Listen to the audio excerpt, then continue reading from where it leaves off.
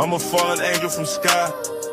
Up above, I'm that man that think is a thug. I'm your drug and your plug. Wings tucked, I seen pain, seen blessings, seen luck. Ran over by train, that's about 8 trucks. Smitty really gritty, but never I'm no slut to the money and fame. You can keep your chain, we free men over here. And in case you didn't know, my favorite color is here. Yes, I'm here, not fresh to death, no stress, no worries. All burdens, I done buried closed coffin. I'm the beauty of the beast, and a man I found often. I'm the cure to infection, my reflection is broken down in sections. Retired chef outside, still cooking. I be rocking with best, thank you, good looking. Y'all bammers be lunching on mothers. If you not from my section, then you cool, but not a brother. Lone Star, the astronaut from above. You looking for a fix, I'm your brand new blood. Shotgun slug, flood of the love spreads.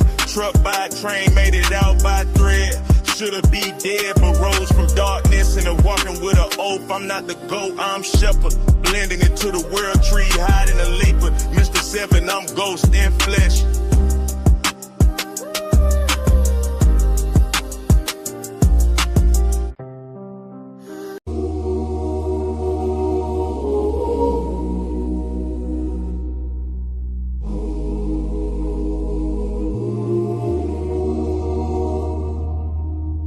It's time for us to tap in third eye open like the river. I be running thoughts, glowing, popping up with idea. Yes, yes, you can tell a friend that I'm Smitty. I'm the Mr. 007. I'm not here to preach the gospel, but I goes in like the reverend. Shoes off when I walk in and keep it chillin' peaceful. I'm the neurotoxins fighting off the disease. Cool and collected, well respected. Save the drama for your mama. Speak your mind, hit the lip, hit you chew. Every person in the building come up and tell me what you think. I retired from the streets, now pushing content and chill beats. Gotta keep your head up even when you feel defeats.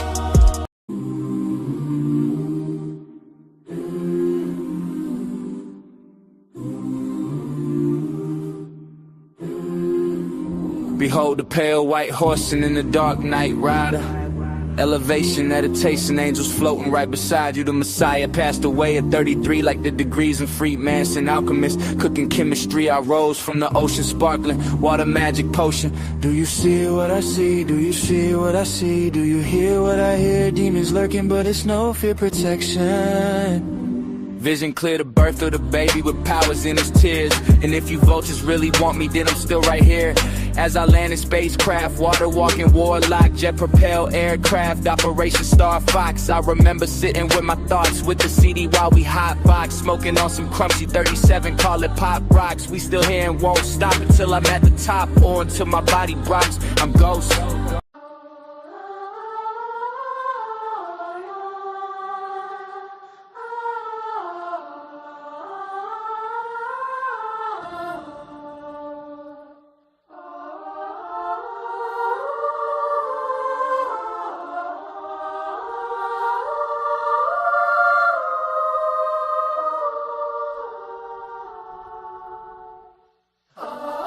I'm retired but still coolin' with my family and myself. Put cheese streets up on the shelf, still moving stealth. I'm way where I stay, double OG, skin glow with the glisten. That's how you know you see me. I'm the wave of the future, passed it on to my past. Coolin' with my nephew, not a mic I shall pass. Just caught the mic, feel like it came off the glass. I got scriptures in my head, trying to sleep, can't go to bed. Route running, got my tide, but I do it for the bread. Yes, yes, yes, yes, we them kings, we no county. If you talk a bunch of shit, we put your head on a stake and your life on it. Bounty PGDC, we staking big green. Yes, I am the big dog, no fleas, chill, ceiling like villain, smoking green, crunchy gremlins. This is OG and nephew, I'm the ghost with most. Let's go, go.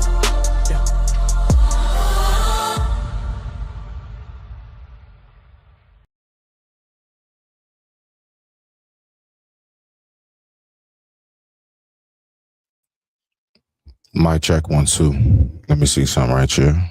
Let me go ahead and get these headphones up. Mic check 1 2. Let me get my microphone up. Mic check 1 2. All right now. How are we feeling this evening? This beautiful, oh so beautiful spring evening.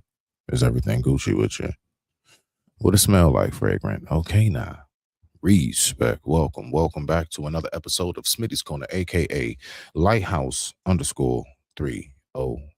Let me go ahead and get all my settings, let me get everything all nice and There we go. You smell me now? I just want to make sure I'm nice and, centered for the people. All right, so I actually have something I want to talk about because I'm recognizing how serious this is. Now, of course, y'all know how I do. We got to do our warm up, right? We got to do our little, our little stretchy stretch. So I got like a few videos, but of course, as the thumbnail on one of the lives that I set up, you see what we're going to be talking about. We're going to be talking about being at a certain age and not being able to coexist in society the way people think you should. We're also going to be talking about, first and foremost, people just gave up. I'm going to pull something up and I'm just going to let y'all know right now. I'm going to pray that this is not the majority of us who think this way. I still got faith and believe in that not all of us actually think like that, right? Nah, it's just some people. It's just some people, right? So,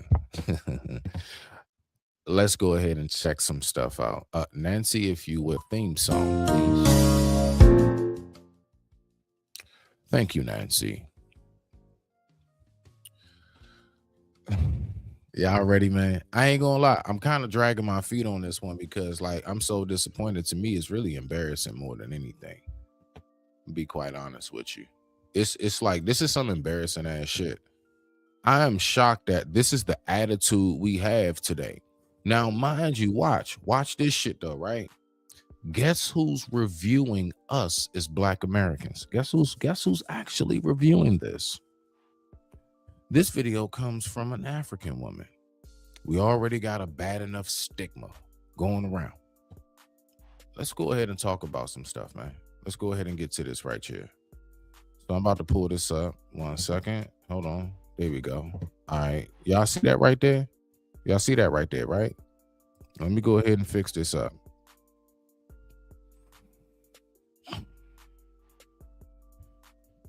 This is our warm up, okay? So we're looking at we're looking at how, let me go ahead and do that part.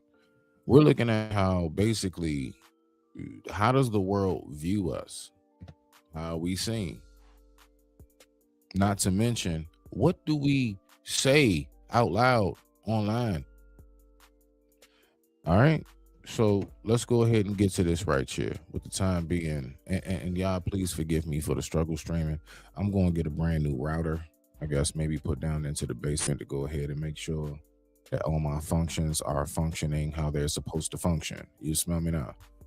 When it comes to this daggone computer, because I'm not going to lie. I don't know if it's StreamYard or if it's just like my mode or my modem or something. I don't know what it is, but I'm going to get it figured out. So y'all just, bear with me. All right, bear with me.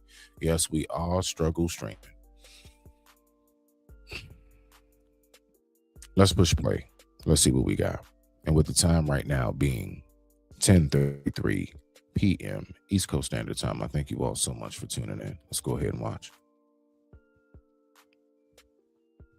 Oh, let me hit the sound. So I want you to listen. So basically, just to give a little pretext on this, hold on. Just to give a little pretext on this. Now I got to look at my phone, see how this is rocking out. Yeah, like, all right, if it's tripping too bad, I'm just going to put it on my face and I'm going to let y'all listen. But I want us to go ahead and pay attention to this, right? This is the attitude of people when it comes to work. One thing I was definitely raised on was work ethic. Now let's go ahead and listen to this real quick. Want a house. I don't want kids, any more kids. I don't want a relationship. I'm not looking for a partner or a marriage. I'm not looking for a dream job. I'm not looking for a dream career. I don't want to go back to school. I don't really want to learn any more hobbies. I don't want to do anything. I feel broken. Like, I feel like I've lost all motivation to live and to try to achieve things because I really don't feel like it matters. And I feel like all of this is a filthy scheme and trick. And I'm gonna be honest, COVID is what acknowledged or what excited the acknowledgement of this in me. And I cannot go back to normal. I don't know how y'all are doing it. And I'm not suicidal. Like, I'm not trying to kill myself, but I really, really do not see the point of living anymore. Am I alone? Am I just crazy? Hi, welcome back to the chat. Oh, Thank you so much. okay. All right. So boom, right there. You're not crazy. You ain't crazy. You just tripping right now. What it is that you're defeated. We're in a headspace where if we don't get things exactly how we believe that we should be getting them in the fashion and mode in which we should be receiving it, then this is how we get super. Listen, when you're in a country where everything is provided for you so graciously, like, I mean, without a bat of an eye for the most part, the only thing you really have to work towards or for is your own personal success. I want you to really think about what's being said right now. Everything else is basically at your fingertips. The information, the access, all of that's at your fingertips. The only thing that you really have to actually work for here in this country is your own personal success of whatever it is that is categorized as. Let's go ahead and listen to this. Watched a young woman on here today that has 3 jobs, came home to an eviction notice on her door. She said in the post that she feels like she doesn't even want to live anymore. Like, what is the point? If my entire life is working 3 jobs just to afford a roof over my head, that is not living. Like, what am I doing here? And I know a lot of people. First of all, we need to remember we're in a day and age in a society where people brag about that. Last time I checked, that was a flex. I never looked at it that way. I've always said to myself, what? You got to work 3. That means that you got 3 shitty ass jobs because you can't find just one to go ahead and sustain you. And on top of that, maybe have yourself like a legal side hustle of some sort. So, I mean, I don't know. It's everything that we're hearing right now is based upon and contingent upon a headspace. Let's go ahead, keep listening. People feel this. It's like, what is the point of this? If we're not living, we're just working to have a place to sleep at night. And she can't even do that. Share that. Even animals put in work to have a place to sleep at night. You ever seen a fox burrow? You ever seen an ant colony? We can go down the list. You ever seen a beehive? Let's just go through the list. Okay? So, I mean, from nature to humans, I do believe that working for your stay is something that is definitely like obligatory. That is obligatory. Let's go ahead and go. To let people know that this is an option. This shouldn't be an option, but because we exist under the system that we do, and with the way things are going, I think more people are going to choose alternative living situations. This is something that can be done. No, what happens is people just give up. Then they become like the dude that was living in the woods and stuff. You know what I'm saying? What was his name? Gars.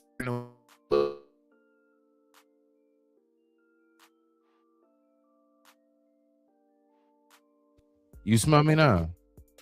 Let me see. Am I still here? Mic check 1 2. Mic check 1 2. But no, yeah, it's just like, you know what I'm saying? Like I said, to do Scar in the Woods and all these other people who go live and they would rather, have people donate to their lives as opposed to them build and work their own kingdom or queendom up, their own everything that they want to have in life. A lot of people don't want to go ahead and put that work in to try to actually build that. Let's go ahead and keep on going because I'm hearing a bunch of complaining. I'm gonna be real with you. With a lot of dignity and fun and adventure, and it doesn't have to be something that is feared. So if you are someone that is feeling the crushing weight of the cost of living, feeling like what's the point in living anymore, not knowing if you're going to face eviction, whatever it is, I want you to know that I see you. I know the weight that can put on you emotionally and mentally. I'm here if you ever need to talk. Just know that there are alternative options to renting or owning. No matter what happens, truly, you will be okay. I needed somebody to tell me that. And Ain't nothing wrong with that. I am all about making sure that you that you let a person know to keep your head up. I don't ever down that. I never will down encouragement. But we have to put the action behind the encouragement, right? You see what I'm saying? Like, you have to actually move and get up, get out, and get something. Don't let the days of your life pass you by. Heard that somewhere before. Let's go. so hopefully that will help you. I ain't gonna lie, what I realize is there don't be anything I really be wanting to do for real. I really just be doing shit, bro. I'm not even gonna lie. Like, there's nothing. Listen to this. I want y'all to really listen to this shit. I don't like people take this shit to be sounding like it's so liberated. Oh yeah, look, I'm so free. Yeah, you're free, but life ain't. Life ain't free. That's all I gotta say. I digress. My mic is muted. Let's keep on rocking out. Thing I really be wanting to do for real. I just do it. You feel me? But yeah, man, just fucking do shit. I don't know. Nobody wants to work. Like, really, what was that? Nah, let's just stop here real quick. What was that? What was that? I'm going to actually go back. Let's go back to what he said. I want you to tell me, what really did you learn? See, this is what I'm saying when, like, we just get people up here to just say any damn thing out their monkey ass mouth. This is the shit I'm talking about. All right, so hold tight. Here we go. Let's listen to him again. What I realize is there don't be anything I really be wanting to do for real. I really just be doing shit, bro. How inspirational is he? Let's keep going. I'm not even gonna lie. Like, there's nothing I really be wanting to do for real. I just do it. Such work ethic, such a hard. You can tell he is strategically dedicated to his purpose. You feel me? But yeah, man, just fucking do shit. I don't know. Nobody wants to work. That's right. And end it off on just F it. This is the attitude we got out here now, people, for real though. Like, look, all I'm gonna say is, like, I get it, like reparations and everything. I'm still one that advocates for it, and I do believe that we deserve it. But when we be doing shit like this, I promise you, the higher ups do not take us serious. It's all about having them actually take you serious. There are so many different qualifying factors outside of emotionally just asking for some shh. You smell me now? Let's keep on going. Anymore, and everybody wants to kill themselves these days.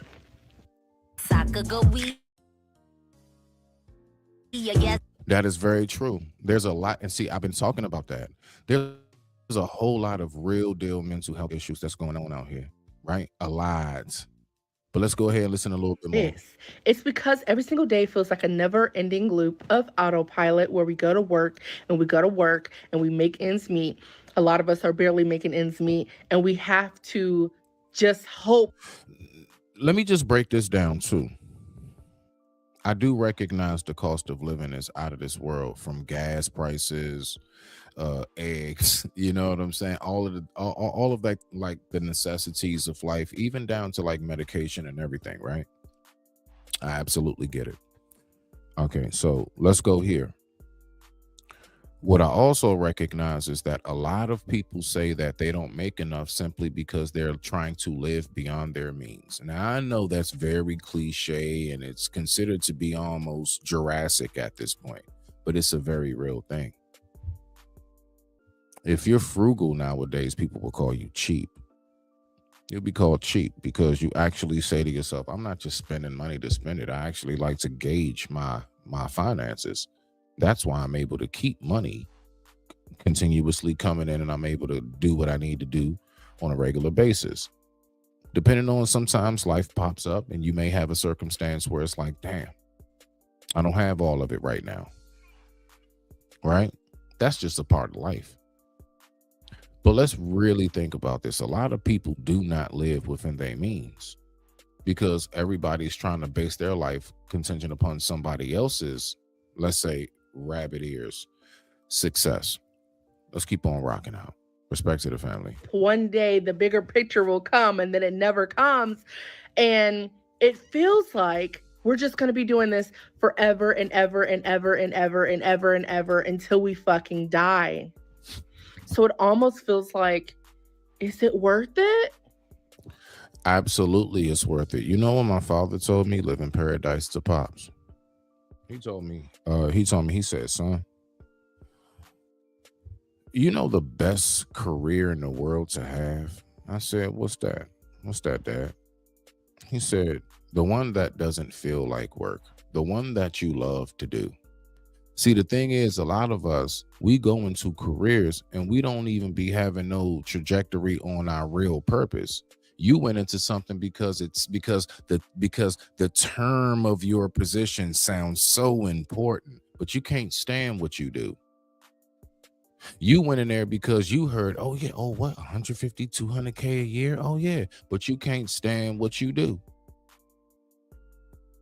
The best job in the world is the one that you would do for free.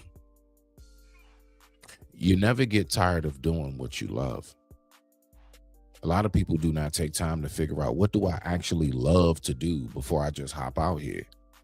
Again, don't go off of like the term of the position. Yeah, I can say I'm this, I'm a doctor. You really want to be a doctor? Or did you just do it because like you want to be fancy? Did you really want to be a lawyer? Or did you have some other real true passion that you did not hone in on? You smell me now? Let's keep on rocking out. Is it worth it to keep getting up every single day, living the same exact mundane life, trying to make it and not really getting any kind of help or relief? That's because you're not on your purpose. When you are just doing what you just know everybody else to do, it will become mundane.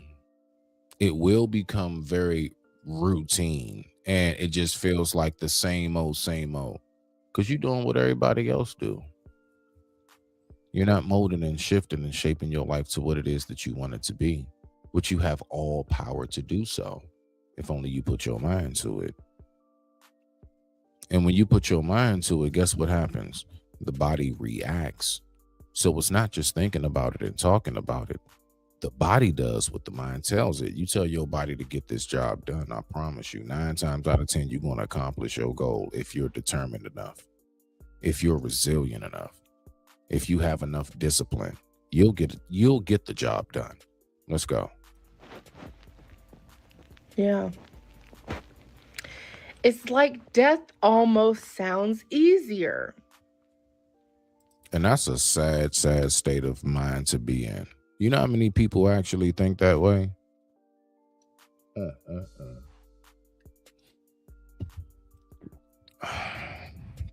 There are a lot of people who think like that. Sad.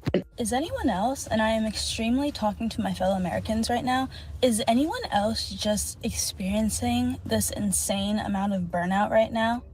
Absolutely. You want to know why? Because nobody's being themselves. You want to know what most people are burnt out from? Trying to be go along to get along. It's gonna burn you out. You're gonna get tired of not being yourself. That shit it's just, it is what it is. Where I get the most peace is knowing that I stand on all 10 of what it is that I stand for. I don't waver. I don't allow society to shift how it is I operate and think. The only thing that I do is make sure that I'm respectful when out in public, so I keep up enough of how to move in society, right? When in Rome. Let's go ahead, keep on listening. Just like this insane level of mental exhaustion, even physical exhaustion too. I don't just want to blame it on like the news and like what's going on in the world, but that's absolutely a factor. However, I feel like most Americans today are just doing so much. Like we are just doing so much that anything that's considered rest is considered lazy, is considered unmotivated, is considered unproductive. And it's just like, this is why I feel like most Americans, or just people in general, don't know how to truly rest. Because we're always on the go, go, go, go, go, like, and we preach hustle culture. That is absolutely true. You said it. You took the words right out of my mouth. That's what it is that we preach. Everybody's all about, oh yeah, I got 2, 3 jobs. That's a flex. Everybody's about, everybody wants to say they're a business owner, but not recognizing the true. Like once you're the owner of a business, you're actually supposed to be working the hardest. You know how many, like I'm talking about, let's say like a real actual business where you have actual employees, you have actual manifests and everything else, you know what I'm saying? Stock and inventory, all of that type of stuff. You got to work the hardest. You're the owner of it. You have to keep up with everything, payroll, the whole nine. You got to keep up with your vendors when it's time to refill this and get that. You got to make sure that each location stays fully stocked, the whole nine.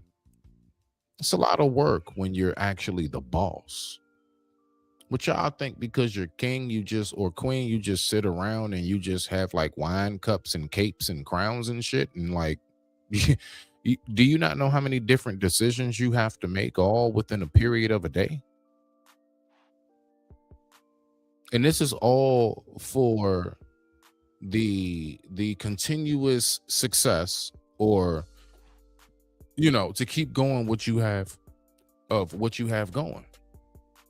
Why do people think that being a business owner means that you can sit on your ass all day? You're the one who has to work triple, quadruple overtime to make sure the business stays running. All the workers have to do is clock in and clock out and take their ass home. Let's remember that. Let's keep going. When instead we should be preaching a culture that is balanced, that doesn't make us burnt out, because this isn't normal. I don't like to discuss my personal life and share a lot of details about myself on the internet, but I'm doing a lot right now, guys. There is a lot on my plate, and I'm pretty sure there's a lot on yours guys' plate too. It is. It's a lot on everybody's plate. There's so many different factors as to why there's so much on people's plate. Voting, who you choose to be the leaders, has a lot to do with what we go through, right? Pop culture, as far as what it is we preach out here, what it is that people look at as the know, to be in, the in crowd. A lot of people going to do stuff that's outside of them. A lot of people have a lot on their plate because we're actually trying to acquiesce to a lifestyle that's a one size fit all, and it's not. Life is not one size fit all. Life is what you make it for yourself. You figure out what your direction, what your purpose and everything else is. You smell me now? Let's keep on rocking out. Let's get it. So sometimes I even struggle with truly resting and knowing how to rest and just actually turning my brain off and giving myself a second to just be and not just constantly be in my head 24/7. So yeah, guys, like it's honestly getting to the point where I just feel so burnt out to where I don't even want to do like my resting regimen. Like I don't even have the energy to like guys, it was so hard for me to just get ready. Like you guys have no idea. I didn't even want to go on my walk. I didn't even want to meditate. I didn't want to stretch to feel better because I genuinely don't even have the energy to actually start the task that I know that will make me feel better, You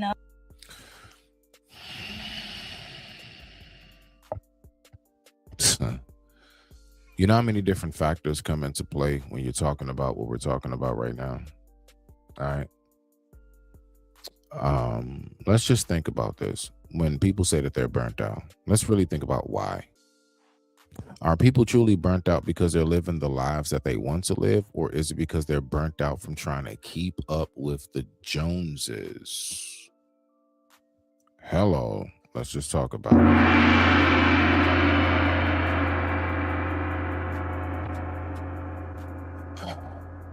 So we really got to take time and think about that aspect of it, but let's keep on rocking out. So yeah, I'm just sending you so much love if you're going through chronic burnout or just chronic stress, and to just give yourself some peace and compassion and understand that you're going through a lot right now. And a lot of it is against our own will. And I mean in the systems that we were born into, essentially. No. We have to remember the systems that we're born into are the systems that we create. Who created the system? The exact same flesh and blood humans as you and I. That's what we allow to be put in place. Let's go. Love you guys. I'm not worried at all. If nuclear war happens, I hope they target my home specifically. I should have known when I seen the fingers going through the head, he was about to go in. Oh man, I don't know. Why does my eye itch? Damn, my eye itching. Hey, that's funny as shit.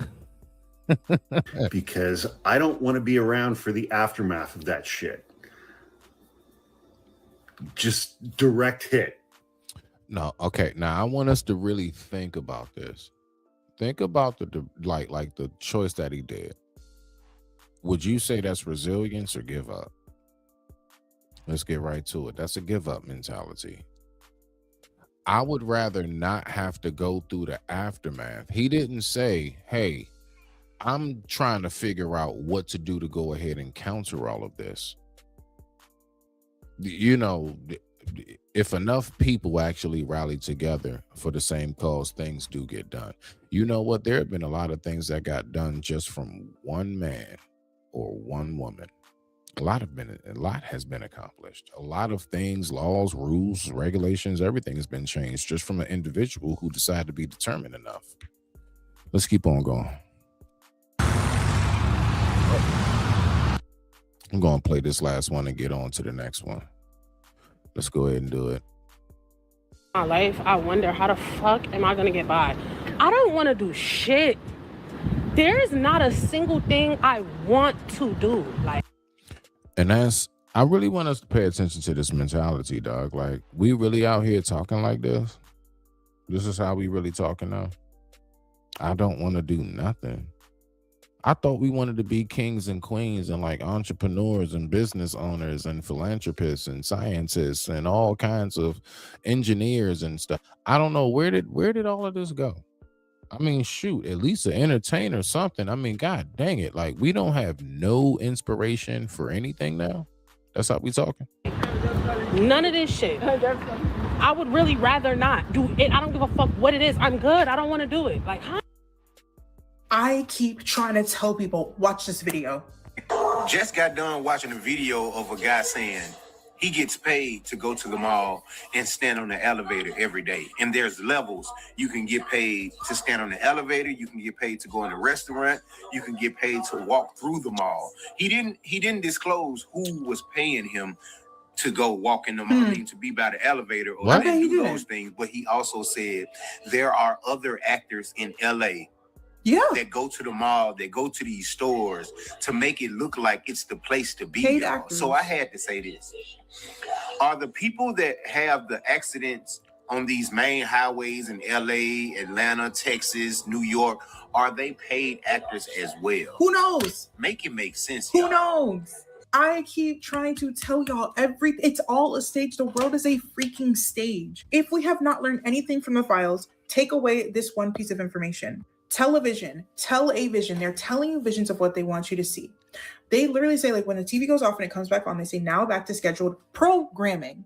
What do we watch it on channels? They're channeling certain visions and programming you to think it. That's why so many of these mythical things that they tell you in the shows, in TV shows, they're actually real. That's why you're finding the cities under the pyramids of Giza. That's why you're finding the giant bones. That's why you're finding videos of sirens, encounters with sirens all over the world. That's why. Like, it's literally everything is perfectly strategically placed to keep you thinking and acting the way they want you to think and act. They're going to put paid actors in the restaurants to make you want to go there because people are sheep and they flock to what everyone else is doing. In the restaurants that are going to give you greasy, fatty food to clog your arteries, so you have to go back to Big Pharma and spend more money. They're going to put paid actors in the stores they want you to go spend your hard-earned money in so that you end up being broke, because honestly, resale therapy is the only way that most people can be happy anymore. So you can go back to work for the man more and more and more and not be able to pay your bills, and you keep staying in like this shroud of depression and anxiety and money problems so that you are easier to distract and you're easier to control.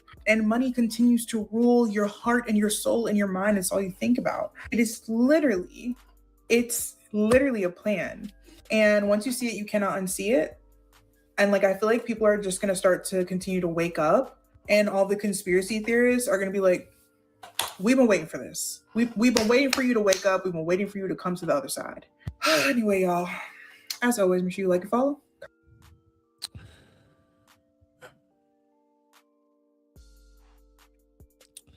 It's y'all just go ahead. You can type it in the chat after the live, and you can tell me what you think about that. Now we're gonna go ahead. We're gonna move on to the main meat and bones of this whole thing, right? Let's go ahead, get it going. Much respect to the family. But before we do, I like to go ahead and give shout outs to those who like to research information, those who actually are sound in information, and those who give wisdomatic information, even when it comes from the youth. Let's listen to this and then let's get into the meat and bones, because I almost forgot I had this on my lineup. Let's rock out. Most people usually think it's Yahweh, or even it's pronounced as Jehovah, but this is not a title, this is a name. And the reason it has 4 letters, because it's Hebrew for his name. It means hand, behold, nail, behold. So when you see these 4 letters, they're trying to make reference to the hand, behold, nail, behold. Now let's get into the correct way to pronounce this. Again, most people think it's Yahweh or Jehovah, but if we go back to the ancient times, the way they actually spoke things out, there was no I, V, O, F, J, E, or W in the ancient Abarit. Abarit just means alphabet in Hebrew. So if these vowels and sounds didn't exist in the ancient Hebrew the way they spoke, it can't be Yahweh or Jehovah because there was no W or J. Remember, they didn't even make these types of sounds in the ancient Abarit. And to go back to these 4 letters, they break it down as Yod, He, Vav, He, the Hebrew. But remember, there was no O, E, or V. But the correct way is Yod, He, Ua, He, which also means Yah adds breath. Because the Ua, it means to nail or to add. So when you're adding, you're connecting it. You're like, it's a nail. You're adding, you're connecting it. You don't get that with Vav, because when you say Vav, you're getting rid of the addition. You're getting rid of the add. But when you say Ua, you're restoring the add. You're restoring the Father's name whenever it says Yah adds breath, for it's Yah, Ua. And you still don't get that with Yahweh or Jehovah, because the Vav gets rid of the add. Now let's actually discern what it means when you're calling upon L-O-R-D. Now Lord in Hebrew means Baal, which is the child sacrifice deity. And Baal is really Nimrod. Nimrod is the great-grandson of Noah after the flood. After he rebelled against Yahuwah many, many times, he kept leading people astray, and it got to the point where he was even accepting child sacrifices. So when you're saying my Lord is my Savior, you're really saying Baal is your Savior. You're saying he is saving you, instead of the actual Most High, who has one name. He's the invisible Alua. So if the Father is invisible, how come when you search G-O-D, you get all these other pagan deities? Same thing with L-O-R-D. Compared to when you do Yahuwah, you get the invisible Alua. Invisible, just his name. But say in your hearts, O Yahuwah, we must worship you. Yahuwah, you worship you, Yahuwah. So just remember, when you're making reference to this, you should be calling upon the true name, Yahuwah, instead of the unoriginal. When you see these 4 letters, most people usually think it's Yahweh, or even it's pronounced. There you go. I don't have anything to say behind that. I just wanted to play that. Now let's go ahead and get into the meat and bones of everything we're watching right now. Let's go ahead and get to it, right? All right, so a lot of people have accepted the fact of, let's say, being alone. So let's go ahead and let's look at this right here. Let's see what we got.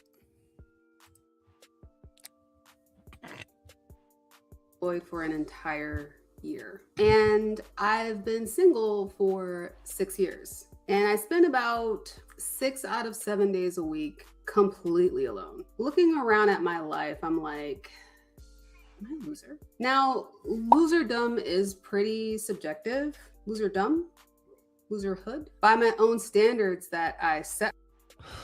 Is this you? Is this you? Let's go ahead, keep on listening. Now, forgive me for the video not moving fluent and you know, in a fluent fashion, but let's just listen if the words are coming through nice and clear. For myself, it feels that way. I am 34 years old, single, jobless, and I feel like I have no friends. How did I end up here? What's up? Welcome to my channel, Bree the Womanican. I am Bree. In my entire life, I have seriously dated 2 guys. And those, no, now is not the time. I've been trying to record this video for forever, and now is the time she decides she wants to have night terrors. Those 2 relationships combined lasted a total for 2.5 years. So for 34 years of my life, I've spent 2.5 years in a relationship. It's funny because when I was 20 years old, I told my best friend at the time who was a gay man. I assume he's still a gay man. I told him at the time, if I didn't have kids by the time I was 28, I would be a surrogate for him. 28 has come and gone by 6 years, and I still don't have any kids, surrogate or otherwise. Last year in January, I told myself,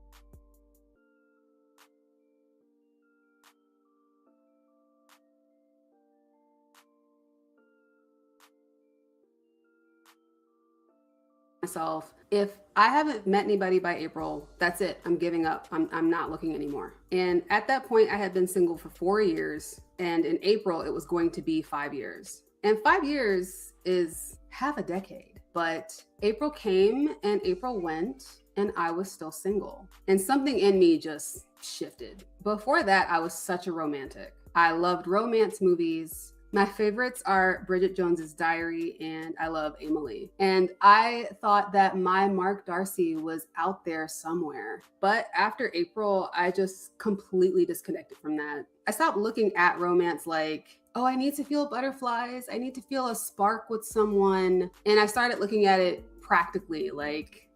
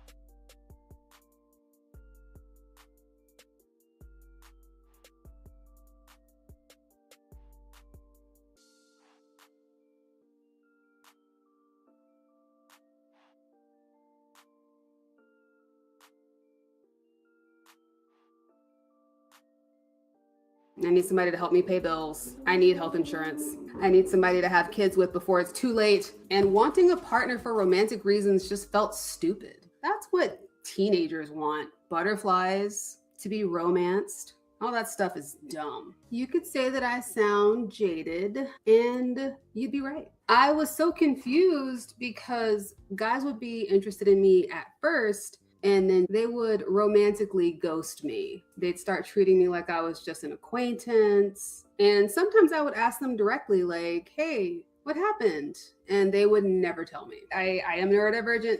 I have ADHD. And one of the things that means is that I don't always pick up on social cues, and I need things stated directly. So there was a guy that I liked for a year. He was in a relationship at first. So I just had a crush on him from like afar. And then suddenly he was hanging around me a lot. He was trying to come over. He wanted to go places I was going. Everything just kind of seemed so sudden. And we met up at a party. And because we weren't dating, I danced with another guy. And he completely stopped talking to me after that happened.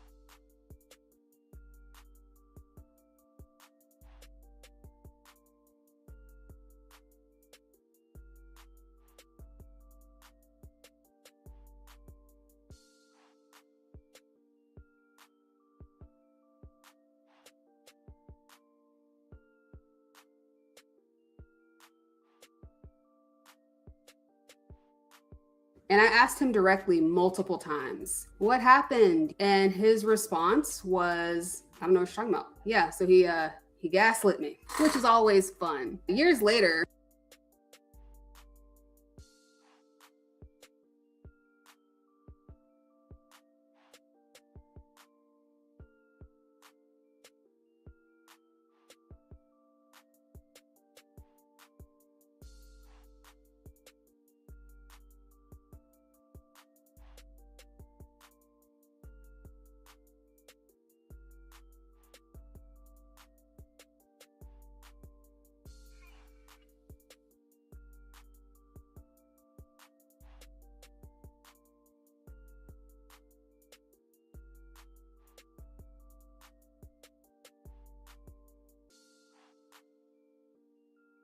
I learned that guys don't like when they're interested in you and you dance with another guy, but I didn't know. Oh because my gosh. For me, technically, we weren't dating. And I had a lot of guy friends at that time. I thought we were just hanging out. And I incorrectly assumed that if he were interested in me, he would have just told me. Another problem that I had, I would look to characters on TV and in shows, and I would try to become more like them. But I was becoming the type of woman that I'm attracted to in stories. You know, the cool girl, the manic pixie dream girl, the fun girl, the lovable, socially awkward loser, which are not the type of women that men that I like are actually attracted to. So not only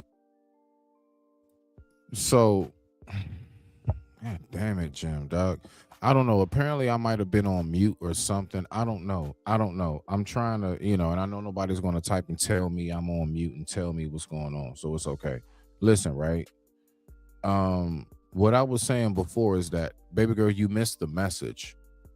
That man, when he said he don't want to talk to you no more, he was saying that because he's letting you know. You missed it. If I'm making it very clear I'm interested in you, I'm trying to be where you at and everything else, I'm sick of us actually really thinking that like dudes do that shit because they actually just trying to like be your friend. No, we're not just trying to be your friend. We trying to look, some dudes just want to get in the draws, but like for the most part, a lot of us, we are pursuing you. It's a way in which we do it. We don't do it the exact same way you do.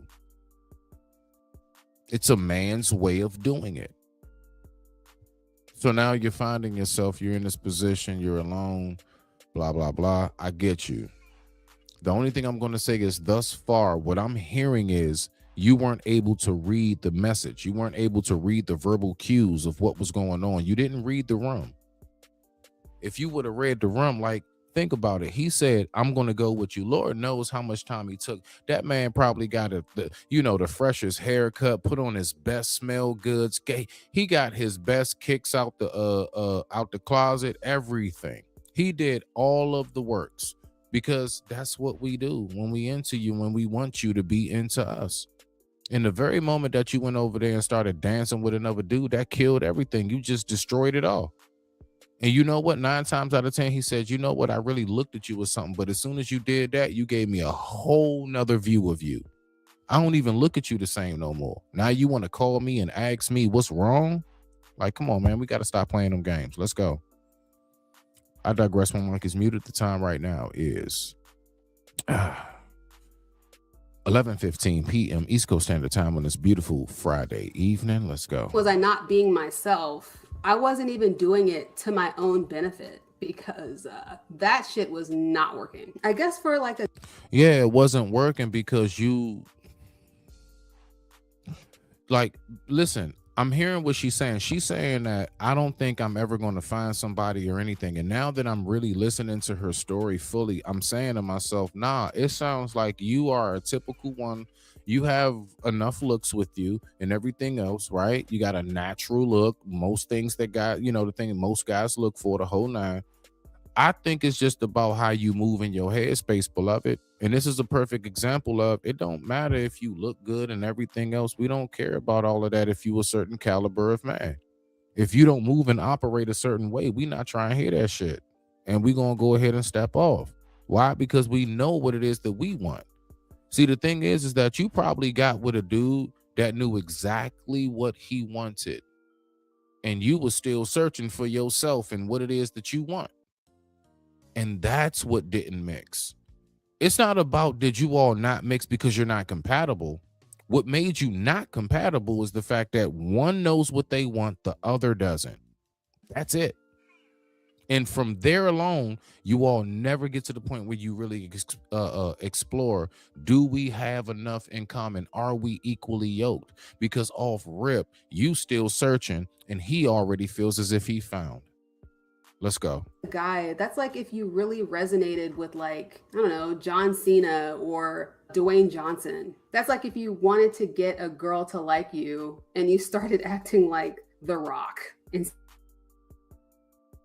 saying shit like The Rock would say. But what women want in dating is the Timothée Chalamets and the Ryan Goslings. I think also like I just don't like people frequently enough, and I don't really have ways of meeting new partners because all of my hobbies are solo hobbies and I work from home. My pond is very small. It's not about that. A lot of things I like to do are solo hobbies as well. I like to write music. I don't need nobody else around me when I'm doing that. I like to sketch and draw. No one I want around me when I'm doing that. I like to do wood carvings and stone carvings. I don't need your help for that. That's something I go off and do to myself. You know what else I like to do? Fishing. I don't need nobody to go fishing. Do you see where I'm at? There are a whole bunch of things that I also don't like to do with other people. Now, this is my thing. That has nothing to do, absolutely nothing to do with you being able to be compatible with somebody. Because again, when you get to a certain point in your life, what it is that we start to recognize is the companionship of it all. You can have a companion, right? You can have a companion and y'all don't really do like the same type of activities. That's normal. Like that's not something that's uncommon. I'm not going to say it's normal. It's not uncommon. What it is that you look for in somebody that you want to be with is the compatibility of living with each other. The compatibility of even down to diet. That's very important. If you're somebody who wants to eat healthier, you can't really, it's not going to work if you with somebody who can't stand to eat fruits and vegetables. You know, everything is meat, cheese, bacon, and grease. Yeah, that probably won't work. It's things that you got to find that is of what it is that you know that you want from, like what it is that you know you want for yourself. Look for the person or find the person or come across the person that is willing to give you what it is that you want for yourself. Come across the person that already has it in them. I want the same for myself as well. That's generally making it much more easier. Let's keep on going. Even if I met someone tomorrow, I'd want to date them for a year before, at least before getting married. And then I'd want to be married for a year at least before getting pregnant. And then I'd have to be pregnant for 9 months. So the earliest I could have a child would be. You know nothing about real connection.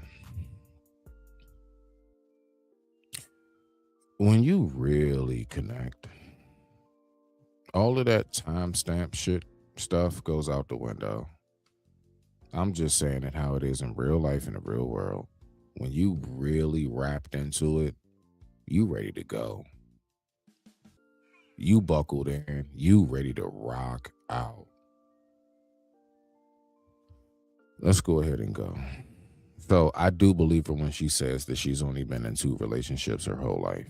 At 37 years old. That is old. And that's if I met someone tomorrow. Segrid releases immediately. I don't know what happened with that. Y'all go ahead and give me a quick second. Let me get through this commercial. Let's go ahead and go.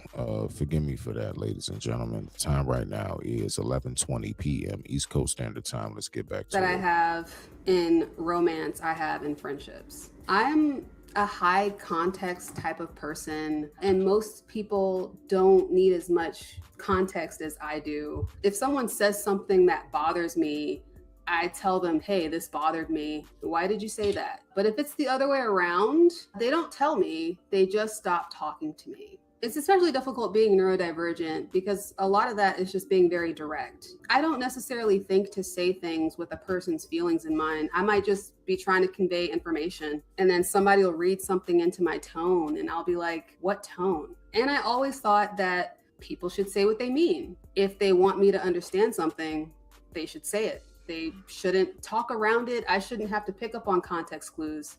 But that's not how humans work. Honestly, I think the bigger issue in friendships for me, though, is I don't have an identity. Most people have like a set identity. I can agree with that because most people don't know their purpose. If you don't know your purpose, you don't know your identity. And it sounds like you are still in a state of like floating, you know, that floating butterfly that can't be caged, right? You're an athlete, you're a nerd, you're into fitness, you're into music, you're a Ravenclaw. I feel like most people put all their points into one skill tree, you know? Me, I'm like, put 3 points into magic, 2 points into strength, 1 point into stealth, 2 more points into charisma. I'm not maxed out in anything. I like some anime. I read some manga. I like watching science videos on YouTube. I like reading smut. I'm not really into movies. The other day, my mom was complaining about how she didn't like that Netflix knew that she was a Black woman based on what she was getting recommended. And I was curious as to what my algorithm thought about me, and it was all over the place. I don't think there's anything wrong with that. I'm not doing it on purpose. I just have very diverse interests, and There's nothing wrong with that, beloved. I actually, on my channel over here, we do the exact same thing. You can find anything from nature videos to, look, put it this way. You can find anything for the most part except, let's say, not religious, political. There we go. Like for the most part, I just really don't cover sports and I don't cover political content. But I want you to really think about anybody who knows me, who knows this channel, if you're watching or if you see this afterwards. What haven't I covered? Let's go. So there's nothing wrong with that, beloved. But I do get the whole you trying to find your niche. I'm with you on that. Let's go. Always have. But most people aren't like that. Most people start heading in a direction when it comes to their interests. Then they meet people with similar interests. They listen to the same music. They dress the same way. They have the same hobbies. That never happened with me because I always get bored. I can be really into something for 3 months and then be like, all right, what's next? You want to know why? Because we really think that that's what our tribe is. We think that our tribe is about if we like the same music and things of that nature. You know how many people I know that I so click with we don't have a lot of things like, let's say, hobby wise in common, music wise in common, maybe even diet. But you know what we click on? Community and family values. Again, I'm going to keep saying it. It's a big thing. How do you live? That's what's going to keep you connected the most. It ain't got nothing to do with, oh my gosh, we're twins, same birthday, same favorite color. Da, da, da, da, da. Oh, you like to go to such and such in the summer too? That ain't got shit to do with anything. No, it has a lot to do with how you all connect and how you choose to live in your mindset. Yeah, I just don't really fit in anywhere. I'm like some type of pentagonal Venn diagram or something. And when you're always hopping from interest to interest, you're hopping from group to group. So you're not able to really build those long-term connections with people. And then a lot of the time, depending on your age, depending on where you are in your life, you will find yourself doing that. I've done that. I've had my times where, you know, in my life, I was hanging out with just straight street dudes. I had my time in my life, I was hanging out with only Muslims. I had my time in my life, I was only around the church. I had my time in my life where I was only around like people that's like, you know, Woodstock, like, you know what I'm saying? Hippie, there we go. You know what I'm saying? Like the whole, like, you know, we just don't care, bro. Like, I've been around a little bit of it all. I've been around country boys. Like, I'm talking about white boys, country. All they do is shoot and hunt ducks and deer and ride dirt bikes and skateboards. I've been around, you know what I'm saying, folks that only like to play games, like gaming and stuff. I've been around people that's into science. I mean, I've been around people that's into real estate and business and investing. There's a plethora of people I've been around. If you live long enough, you should have these experiences, is what my point is. There's nothing wrong with saying that I've had a plethora of experiences with different walks of life, considering if you've lived long enough. Let's go.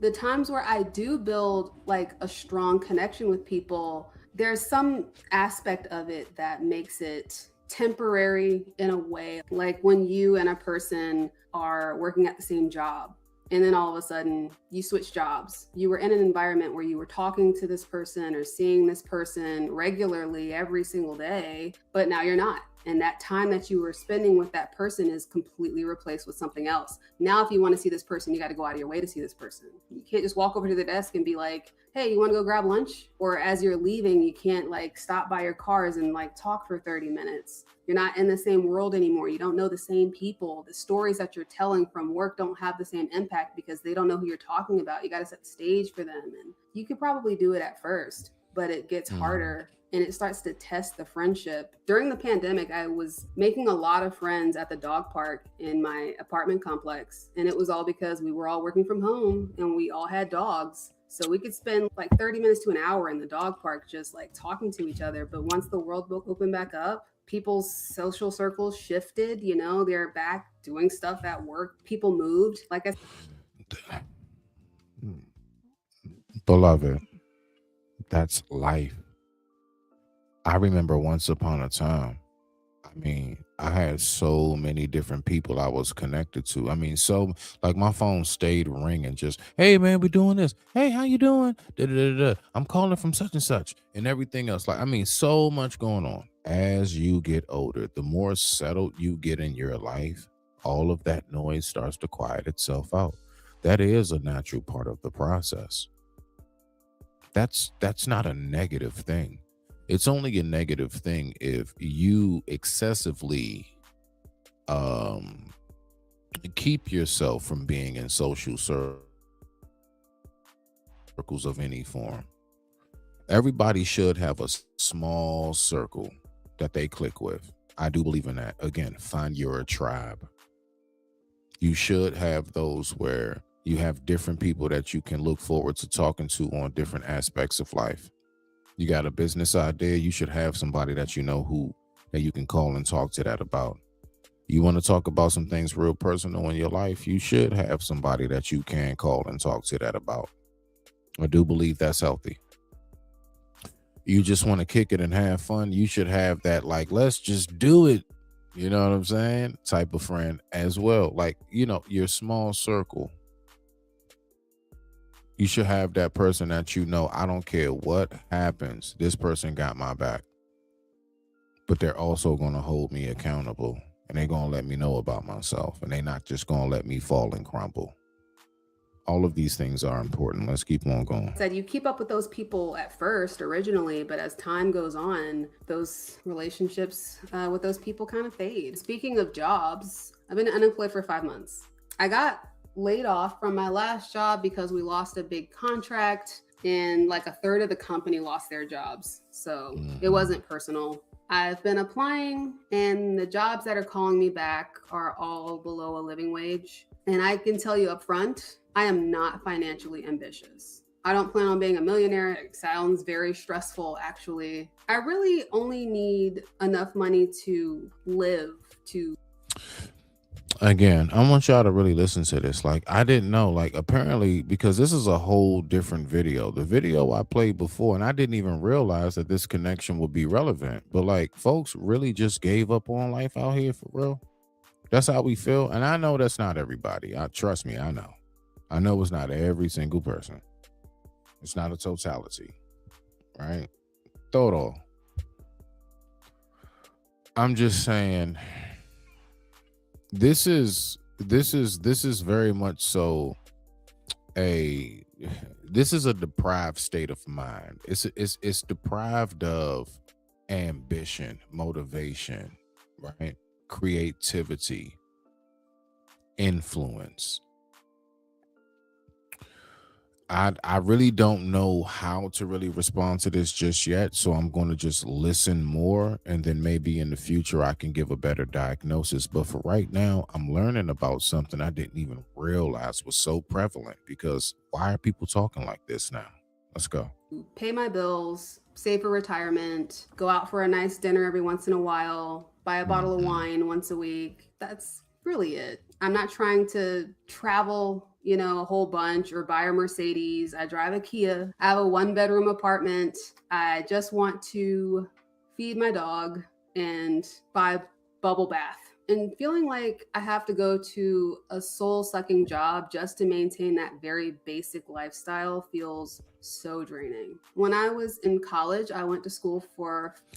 Let's just go ahead and just cut through the fact and get to the meat. Shawty, you said you've been out of work for a year. The very, very second, the very moment that however your lifestyle is being, like, let's say, funded, the very moment how your lifestyle is being funded is cut off, you gonna find that job. Unless you don't mind living the van life. You smell me now? Respect to the family. Who we got in here? What's going on, Ruth? Yeah, we listening to people who gave up on life. That's what we listening to right now. So let's go ahead and do it. All right. With that being said, I digress. My mic is muted. Let's rock out. Fine arts. I wanted to be a graphic novelist or an animator at Disney or a storyboard artist. I loved storytelling, and I wanted to learn the artistic skills to be able to do that. And you know what I imagined my life would be like? I thought, I'd work in an office and I'd have colleagues. We'd all talk and make friends. Mostly, I pictured my office looking like the office from Just Shoot Me. I know nobody has to remember that. It's super obscure. It's from the 90s. That was my first introduction to David Spade. Probably for the rest of you, the only thing you know about David Spade, which you probably might not have even known, is that he's the voice of Cusco from The Emperor's New Groove. But, I thought I'll get a degree. I'll get a good paying job. I'll work with other creative people and everything will just work out. I genuinely thought that that's what adult life was going to look like. But what I did not realize was that I was a neurodivergent introvert with ADHD. I wanted to work in an office environment that requires you to not be those things. My nature was not compatible with the life that I was trying to build. And I didn't really figure that out until I had already graduated and started working. I am fundamentally incompatible with office environments. Work is not intuitive to me. Like I said before, I need a lot of context before I can fully grasp a project. If somebody says, Brianna, I need you to build a house, I have questions. What type of house? Do you want a townhouse? Do you want a single family home? 1 story, 2 stories? how many bedrooms? I feel like managers want you to just intuit the needs of the company, of the business, of them, of the job. And they kind of want you to just read their minds. They give you an assignment and they want you to just go off and make it happen. But I can't do that. Something else I hate is office politics that are at play. When you see it on TV, all that drama and office hijinks seems like fun until you're in it and it's your job that's on the line that is paying you for your lifestyle. Then it's horrifying. I didn't know that we got to the point where we actually look at what we have to do as a problem. I come from the day and age of you do what you have to do to maintain the lifestyle that you want to live. If you have to get up early, if you have to work late, if you have to do a little bit of extra studying, if you to upgrade your position, whatever it may be for the qualifications, we did that. And we didn't sit around complaining about it. We just did it.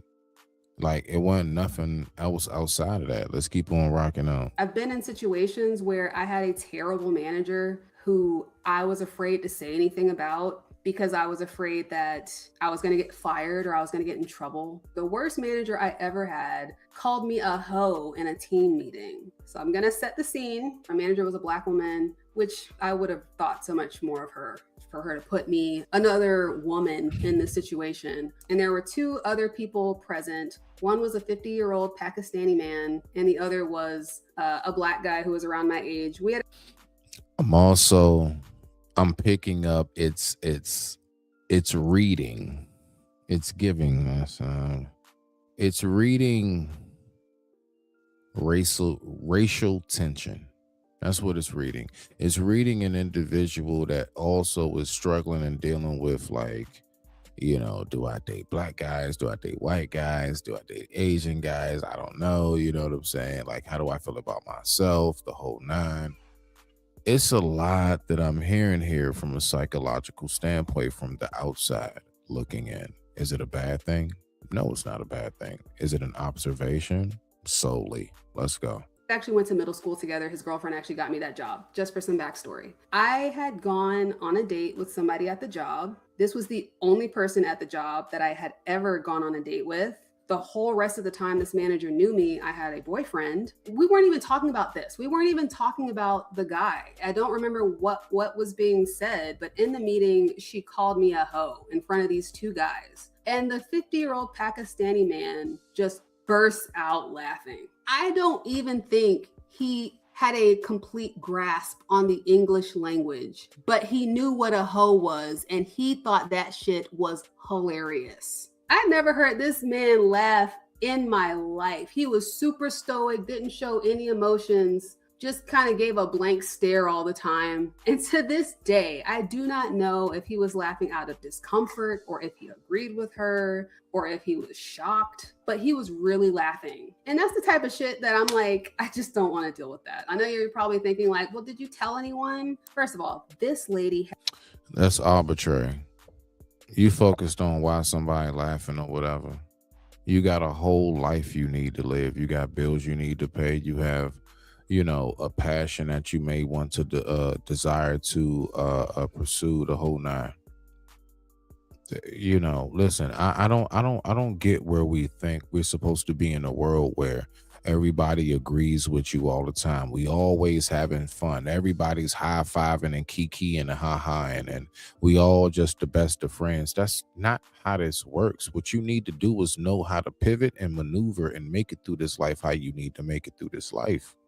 Beloved, let's go. Had both her hands cupping in the back pockets, cupping the booty of our director. My director loved her. I just wasn't trying to put the spotlight on me. I was already struggling with the work as it is. Even though I had two witnesses there, I didn't feel comfortable. And then it's like, I tell on my boss and I tell that she called me a hoe in this team meeting. She's not going to get fired. She'll probably get slap on the wrist. She'll get reprimanded, and then she'll still be my fucking boss. So I started looking for another job and I got the fuck up out of there. That's the type of shit that I am not eager to go back to. I had an interview 2 weeks ago. I was hoping to God they wouldn't call me back, and they haven't. And I just feel a weird mix of relief and disappointment, melancholy. You know, I at least wanted them to want me. I wanted to reject them, not the other way around. Also, when it comes to work, like, I cannot work in an environment where it feels like people can like just watch me and see what I'm doing. I hate when I'm working in an environment where people are walking behind me a lot. I can literally hear and feel the presence of every single person walking behind me, and it gives me so much anxiety. And I'd go to my managers and I'd say, hey, is it okay if I like sit against the wall? There would be seats available, or with my back to the window. And they would always That's a whole nother diagnosis. That's a whole nother diagnosis, beloved. I got the same issue. I don't like to sit at the door, like near the door in restaurants or any establishment. I don't like to sit right where the door is, right? Something about it. I also have this thing where I recognize the whole back to the wall mentality, but I know where it came from. It came from my days in prison and PTSD, I guess, from just the shock of being removed from freedom. And it was just a difficult adjustment to recognize exactly where I am and what's going on and everything else, because I've never been through that circumstance until I went through the circumstance, you see? So I then wound up develop some form of PTSD, at least how they say. I believe that I'm just fine. But, let's just say I really actually do have that. But let's go. say no. And you know what? The one time that I was actually able to sit in a corner and my back was like facing a window, I got 2 promotions in 6 months. I feel like that clearly says when I am in the right environment and I have the right setting, I can thrive. They don't want to listen. They don't give a fuck about me. I'm not trying to complain that this is the work environment.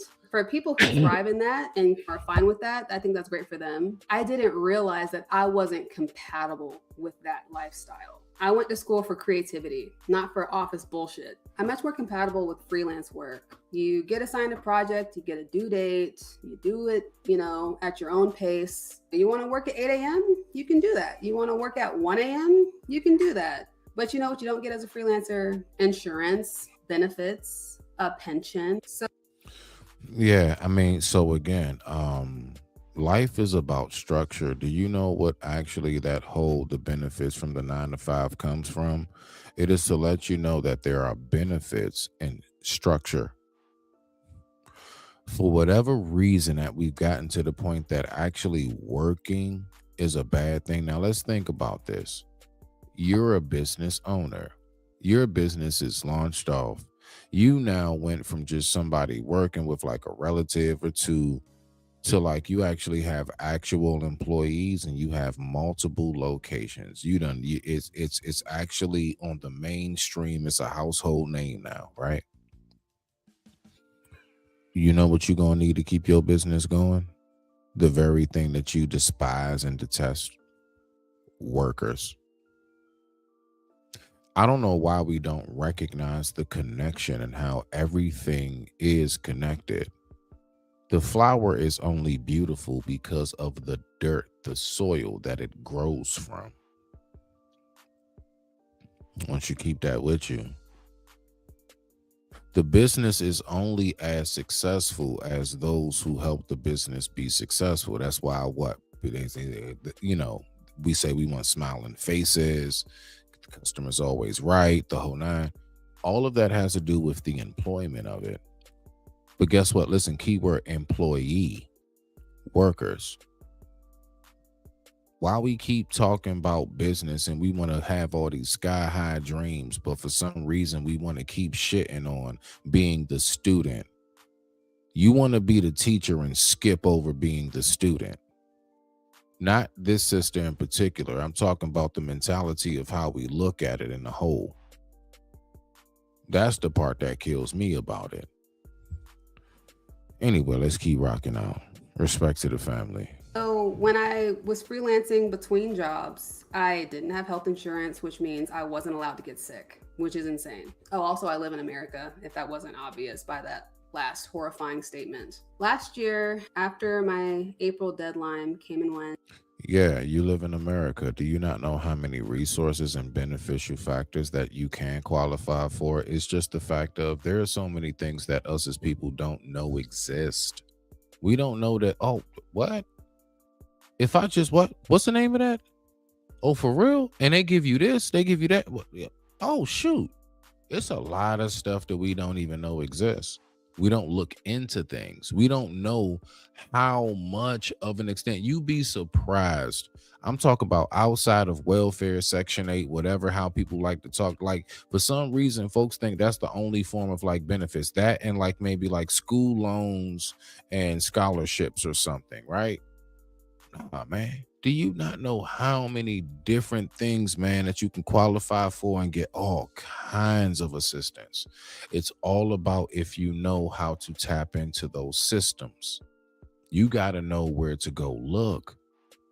They not going to put it out there.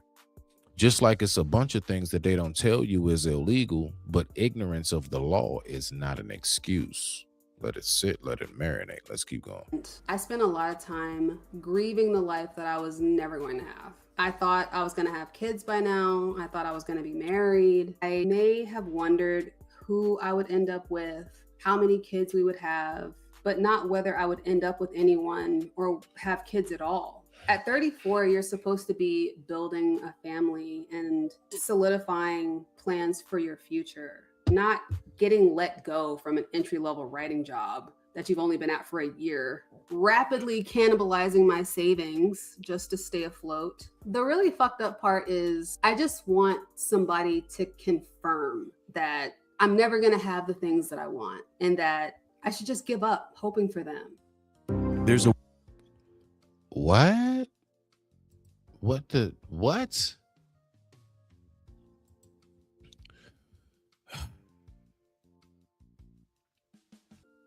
We need some help, people. We do, man. We do. We are in a very, very, very low vibrational, sad state.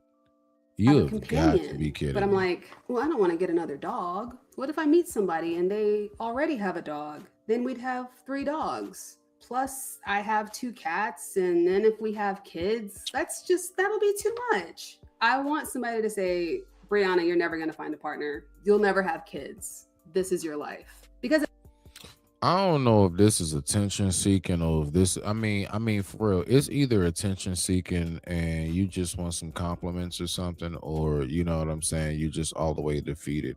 Shorty, you have no idea. You know how many lonely people there are out here, and the only thing they want is just for somebody to simply be respectful to them, not cheat on them, and be honest. They could give a goddamn if you got a 1-bedroom apartment or if you got a mansion. They could give a damn if you wear the fanciest of clothes or if you just shop at Walmart. Do you not know how many people just simply want basic companionship? And because we have raised the bar so high, we don't even recognize that's the starting point. Basic companionship.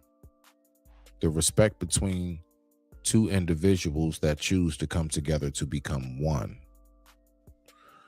I don't know, man. Let's go. at least then I could do something about that. I could just move on. I could get another dog. People tell me like, Brianna, you have an apartment, you have a car, be grateful. Some people don't even have that. And I'm like, by my own standards, the very least I could do is have an apartment and a car. I'm 34 years old. I should not be living with my parents. I don't have the big things in life. I struggle with loneliness and lack of friendship. I don't have kids. I don't want to be pat on the back for doing what I consider is the bare minimum. And that's not to put anybody down that is living that life, but that was the standard that I set for myself. But ultimately, that's not productive, right? It's not a productive way. I actually respect that. I respect folks that recognize, yeah, like I don't know what's up with all of the big pat on the backs when it comes to doing what you just simply supposed to do. I don't know where all that shit come from. Let's keep on going. Of thinking, I have to stop moping about it. And when I'm finally done grieving a life that I may never have, I have to strategize, to go back to the drawing board and rethink my whole future trajectory. And I need to accept that I might not have kids and that I may never get married. That just may be my life, and I have to be okay with that. When I first started working on this video, it was really a story about grief, about how I was so set on living this life that never happened. And I was lamenting that. Now that I've realized that I am fundamentally incompatible with some of the things that you need to attain the goals that I had, that there's no amount of Amazon gift cards or end of the year bonuses or unlimited PTO that's going to make up for the fact that I hate.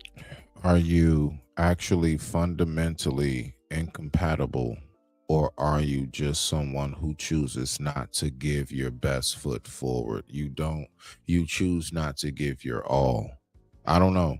I mean, because it could go either way now. Let's listen to more. Office politics. Today, I was sitting in the Taco Bell parking lot eating a burrito, and I just sat there thinking, is this the life people want? Eating a burrito and not have to answer to anyone, not having to worry about picking up the kids, not having a partner messaging me like, bitch, where you at? Am I supposed to like this? I've been sitting with it, and I think the reality is, I don't know. I don't think I ever considered my life without those things. So I never really stopped to think if I could be happy without them.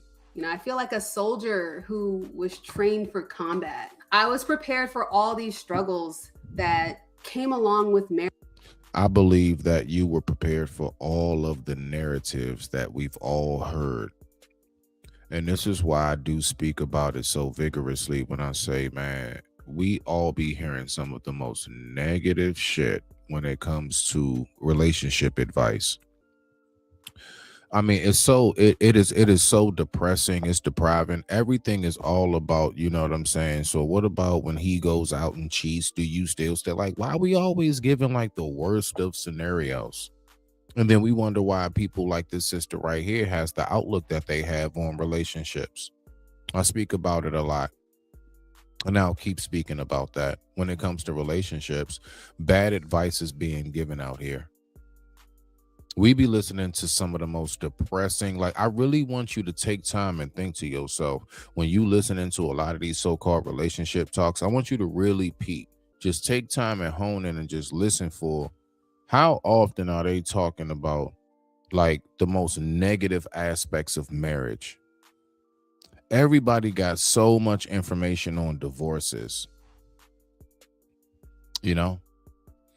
Everybody got so much information on when it comes to like, what you should do if you get cheated on. And of course, generally speaking, that's you need to go ahead and leave, girl. Of course, I would say the same thing. I'm not going to stay if I'm being cheated on, right?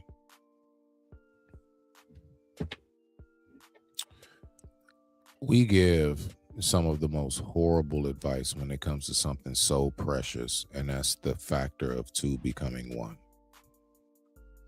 It is very rare that you get true sound advice about relationships.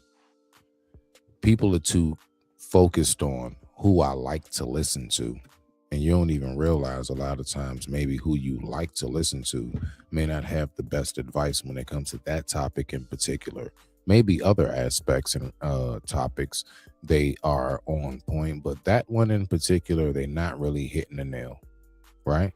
Let's go. Marriage, with having children. Now I feel like a combat soldier who has just been told that I've been relieved of duty before even starting the tour and that I'm never going to see combat. And I'm like, okay. No, you're not told that you're relieved of duty because like as your words, you haven't been in relationships to even be told that. You went AWOL. So if we're going to use military terms, you have not been relieved of your duty, my sister. You went AWOL. Okay.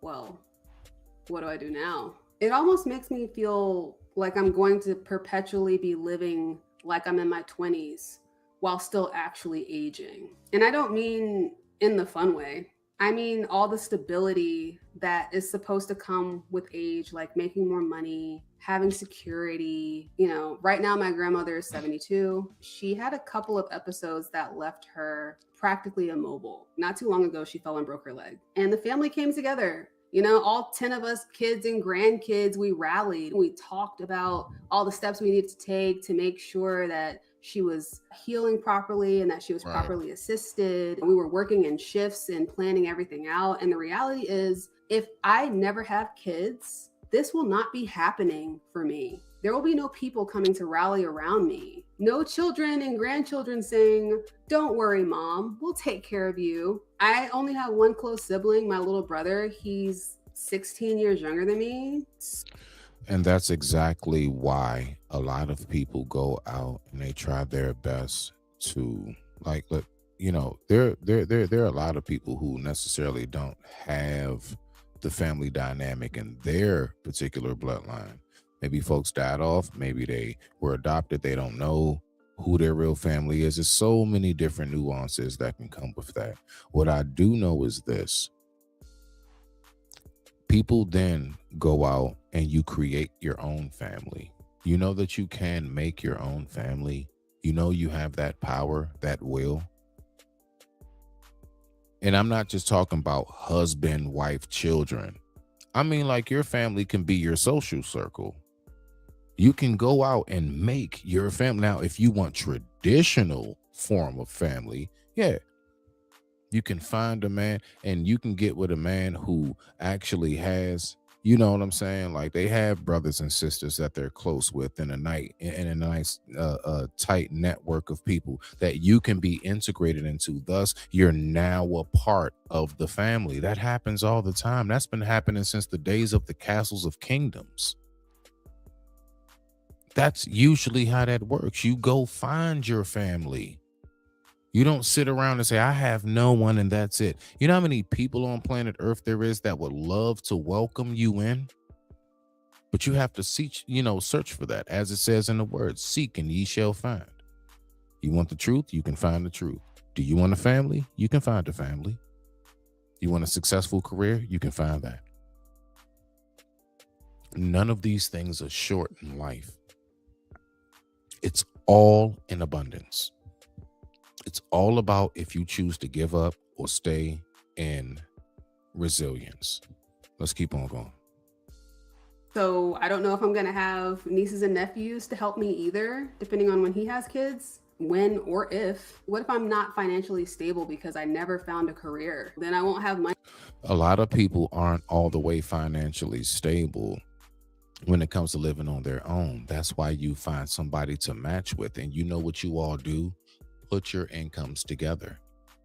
Let's just say, considering you all live within your means, you make about $70,000 a year. You find somebody who makes about $65,000 to $80,000 a year. You all put that together. You have over $100K a year.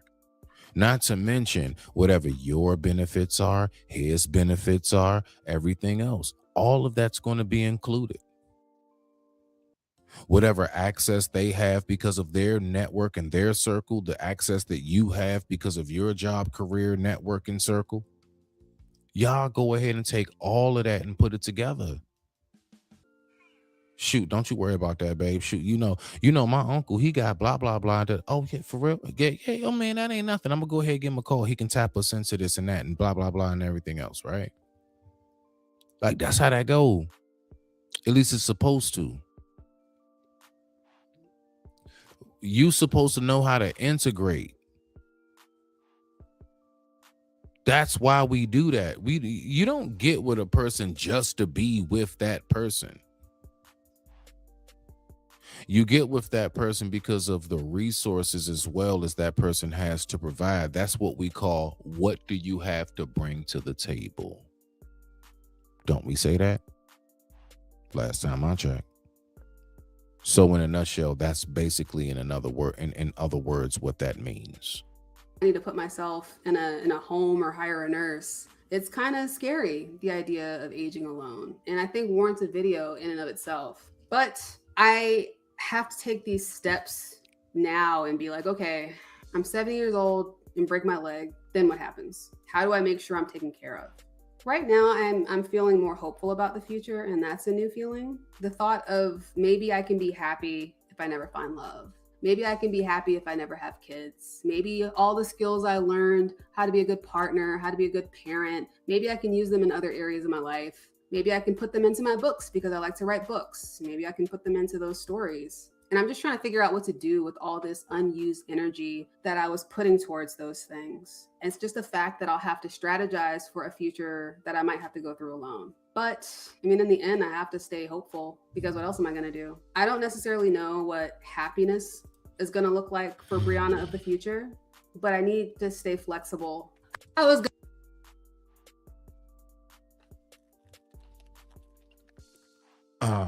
Okay, my bad. No, I was trying to adjust myself. It's gonna look like exactly what you want it to look like. Whatever it is that you want to strive for. Listen, anybody who's wanted and they went out to pursue a certain form of education, they were able to accomplish that goal if they stuck to it. Anybody who went out and pursued any form of goal or task in their life, they were able to get to a level to where they either accomplished the goal or they can at least say, no, I know I gave it my all. What I'm saying is that this is coming off and it reeks of I gave up before I even gave myself a chance. And that's the sad part. You still have so much, let's say, youth within you, right? You're only 34. You still, you all right. You know, don't let these narratives and stuff in society get you thinking that. Now, I'm not talking to her specifically at this point. I'm talking to the audience. I'm talking to whoever hears this. Don't let nobody think because you're a certain age or whatever that you can't have what you want to have. Yes, you can. Yes, you can. Do you want it bad enough? That's really what it all comes down to. I don't care what it is, a degree. You know, you want to make a certain invention, whatever it might be. Do you want it bad enough? We have endless stories of people who had absolutely nothing and turned it into gold bricks. Nothing. Endless stories of that. So we got to remember that, right? Let's keep on rocking out. I'm gonna say I don't need to have a rigid view of what a happy ending should be like. Yeah, Brianna, you don't need to have a rigid happy ending. I don't have the whole thing figured out, and you know what I noticed? A lot of people be more focused on the happy ending, but they're not even taking time to think about what preparations are you making to even have the happy start. We don't never think about the start, and damn sure what's most important, everything that happens in between. That's why they say, for example, when you pass away, quick side note, you know the most important part of a person's tombstone is the dash in the middle. You have a starting date, born 1960 whatever, passed away 2000 whatever. The starting date was the 1968. The end date was the 2000 something. Everything in the middle is what's most important. That's the dash in the middle is how you lived your life. And now let's transfer that. Relationships. Everybody keeps talking about the happy ending. Nobody's thinking about the birth of the relationship and what you need to do to nurture it properly so that it develops to what you want the happy ending to be. Hello? Hello? I know I'm out here. Hello? So a lot of people ain't thinking about that. We're not thinking about everything that it takes all in between that for you to have the happy ending. And a lot of people quit before they even get to that point. They give up. She said it herself. The longest relationship I was in was like, I don't know what, like 2.5 years total between two dudes. So that means about a year and some change between two guys, and she's 34. So my point is that I'm not saying go out have a whole phase. I'm just saying that you never gave yourself truly a chance. What those men were supposed to be possibly was a stepping stone for you to get to your Prince Charming or your true king, however you want to word it. Right? We don't realize that sometimes, you know, you do come across people so that you can have a learning experience of how to move as you go along. And we shouldn't be hung up on that. You should don't get too hung up on, oh man, this relationship didn't. No, man, depending on what it is, the circumstances, as long as no kids are involved. Now, if kids are involved, property and everything else, and marriage and divorce, that's totally different. I'm talking about regular relationships, right? We done met online or some type of shit. Y'all know what I'm talking about. That's not the same. Oh, hold on. Yeah, that's not the same. Let's keep on listening. It's different. And that's okay. What happens next? I don't know. Stay tuned, definitely. If you're a regular here and you made it all the way to the end, you'll notice that this video is being recorded in the daytime. I don't know if all future videos are going to be recorded in the daytime, but I was getting I'm just trying to, there we go. And there we go. Yeah. Did I do it right? I did it right. Okay. Much respect to the family, but not like, I do find it like disheartening. Like, you know, if this is something that's really spreading, because the thing is, I don't know how widespread this is just yet. I'm going to do some more research into how many people actually really feel this way. Like, I just gave up on life. Let me tell you something. You know, the only people out here that say and talk like that, usually are people that reach a certain age in life, like, you know, way more older or something like that. And it's like, man, I don't even want to do it no more. I can't even begin to fathom in my youthful days not having anything outside of inspiration, vision, dreams. Like, you know what I'm saying? Like, you want to say hope, however you want to put it. Like, I had all ambition in the world. Just like Wale say, my ambitions. No bull. I was extremely ambitious. Still is. I still have it. I've slowed down because, you know, that just comes with age and just time and just wear and tear, right? I've gone through a lot of wear and tear. But I'm still very much so ambitious. I still got that flame in me. That candle ain't burnt out yet. We ain't down to the bottom of the wick. Nah, not yet. Not yet. Not at 43. We still kicking and ticking strong. And so when I'm hearing people that's like half of my age saying like, I give up. I'm 24. Life ain't working. Like, what are y'all doing? Are you playing with me right now? What y'all really thinking? You give up? What? And the thing is that the more and more years go by, the more technology builds, the more things become easier. Like, we literally got like robots and AI that could just give us information, and we giving up? Bro, I come from the days, and yes, I mean, I'm sorry. Yeah, I'm about to pull my old head card. I'm about to pull my OG card on this one. But like, I come from the days of fingers and toes, man. I'm talking about as far as counting. Calculators was a luxury. You understand where I'm coming from, man? You smell me now? We have all kinds of benefits in our face. And this is how we talking? And we saying this, like, it's not like, listen, I can understand if these people had flies around their eyes and they had big stomachs because of tapeworms and skinny arms, and they had no shoes on their feet and they was walking on nothing but dirt, broken glass, and trash, right? I get you. Okay, I can totally understand that. Yo, how y'all sitting in the comfort of your cars and everything else?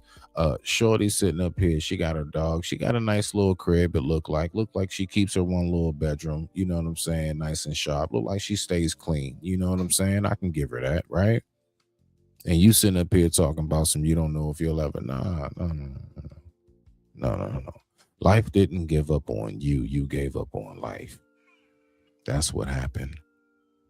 You gave up on life. You can't have that type of mentality and think that you're gonna find what it is that you're looking for. I've myself, I've totally recognized truly the power in words. It's a real power in words. What you say genuinely can come to fruition if you speak it enough. I'm not talking about, I'm going to be a millionaire. I'm going to be a millionaire. You say like, Smitty, I said I'm going to be a millionaire a million times. Nah, we ain't talking about that type of like, you know what I'm saying, prosperity gospel. Nah, we ain't talking about that. But nah, seriously though. If you really honed your mind in on something long enough, like for example, I'll give you this example. My first, like, because of those who know, I do music, right? So, all right, hold on. I do music.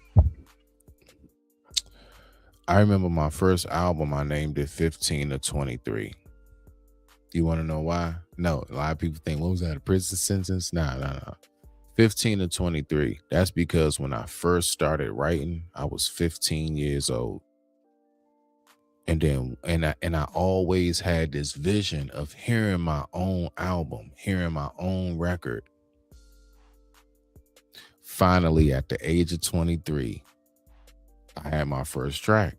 I mean, my first CD, like actual whole, 16, 17 track intro, outro, the whole 9 interludes and everything. A real album. I still have it. It's called 15 to 23. I envisioned myself doing that. I always saw myself listening to my own music.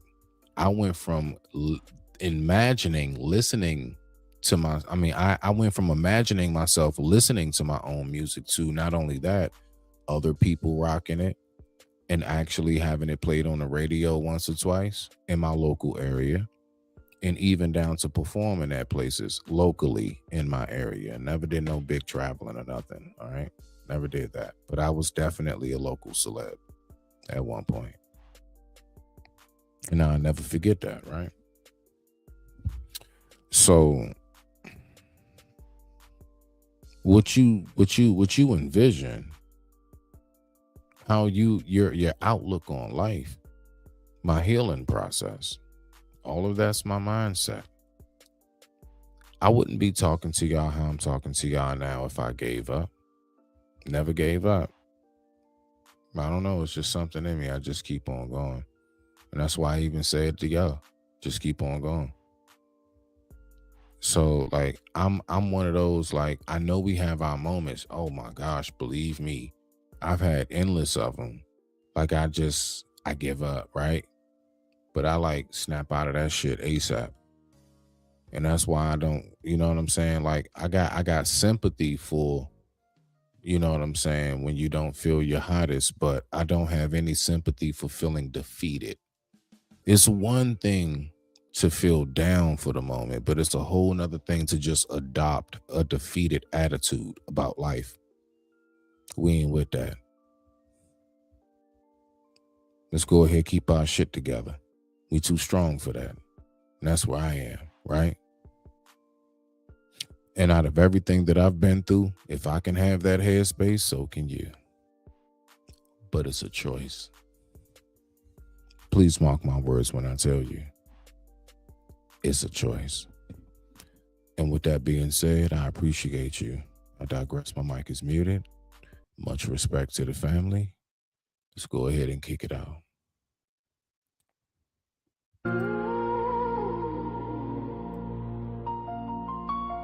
Welcome to the lighthouse.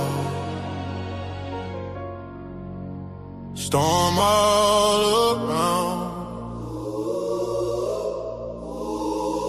I'm standing right now sent from the cloud. They talking mine now, but I'm just fighting for my blood and my life. Yeah. Sent from the heaven, king on 7, trials on trials, still count blessings. Wait on the revelating, heart in heaven. I stay patient, I'm beyond the angels. I am mad, I bleed, I'm tangled. Sword on my back, axe on the strap. Go with the weight of the word in my lap. Touching my can, we doubling back. Pray with my palm, but I'm ready for that. Long South County King, that's greatness. Stand tall, whole county on the wait list. I just want my acres, you can keep your Grammy. Build this from the gravel for my whole family. PG is greatness, DMV ain't faking. If I said I'm the one, no, I wasn't mistaken. Long South County King, yeah, we blazing. Welcome to the Lighthouse Foundation. Still waiting on revelation. Till then I'm in rotation. Hurting my chases, but I'm chasing. Turn my scars into statements. I don't need to stage a camera. I need these papers, hand and hammer. Still in my spine, still in my hands. Guarding my blood, I'm holding this land. They can test, they can try, they can hate me. I've been forging a fire that will make me PG Ray. Lone Star in my vein. DMV on the map, say the name. Long Star Cooney Kings, that's greatness. Stand tall, whole county on the wait list. I just want my acres, you can keep your Grammy. Build this from the gravel for my whole family. PG is greatness, DMV ain't faking. If I said I'm the one, no, I wasn't mistaken. Don't talk Cooney King, yeah, we blazing. Welcome to the Lighthouse Foundation.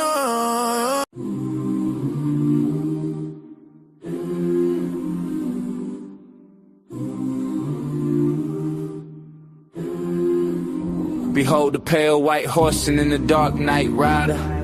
Elevation, meditation, angels floating right beside you. The Messiah passed away at 33 like the degrees in Freemason alchemist. Cooking chemistry, I rose from the ocean sparkling. Water magic potion. Do you see what I see? Do you see what I see? Do you hear what I hear? Demons lurking but it's no fear protection. Vision clear, the birth of the baby with powers in his tears. And if you vultures really want me, then I'm still right here. As I land in spacecraft, water walking warlock, jet propelled aircraft, Operation Star Fox. I remember sitting with my thoughts with the CD while we hotbox, smoking on some crunchy 37, call it pop rocks. We still here and won't stop until I'm at the top or until my body rocks. I'm ghost.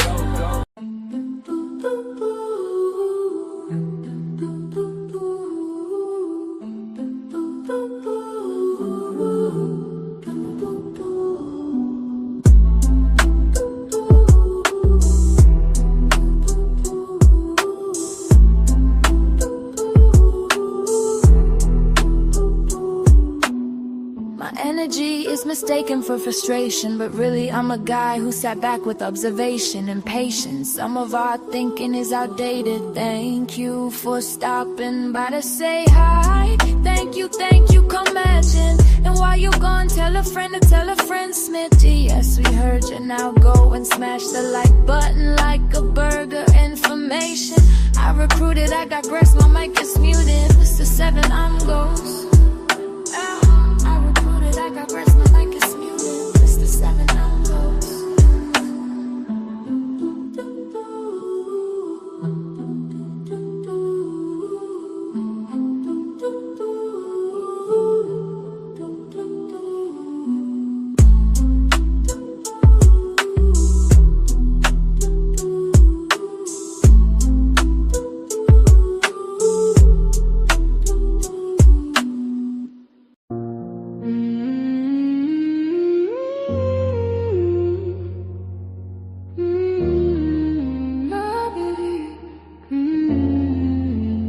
This is Hennessy, mocha chocolate in the summer.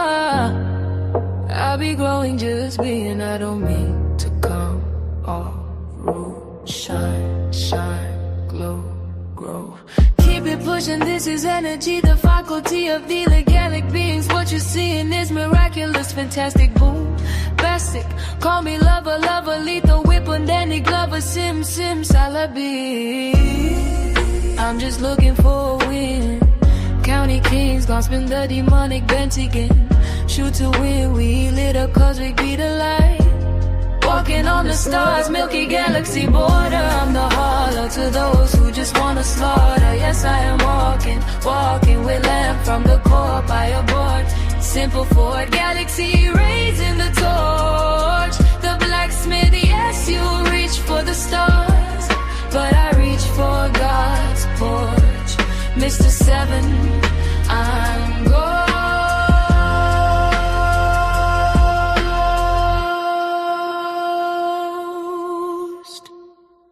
My mic is muted.